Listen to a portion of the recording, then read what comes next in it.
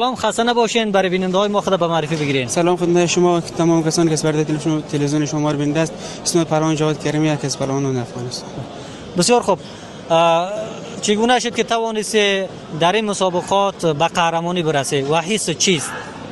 بسیار زیاد جای خوشحالی است که ما از ولایت خود به نمایندگی مردم شریف افغانستان توانستیم در این مسابقه اشتراک کنیم و خوشبختانه توانستم که در وزن 70 کیلوگرم در جهان مقام اول و مقام نخست را کسب کنم. بسیار خوب. حریفت از کجا بود؟ حریفم هم از افغانستان بودند و یک حریف از ازبکستان و یک از ترکمنستان. سه حریف شما توانستین که مغلوب بسازید؟ چهار حریف توانستیم مغلوب بسازیم تا در مقام نخست برسیم.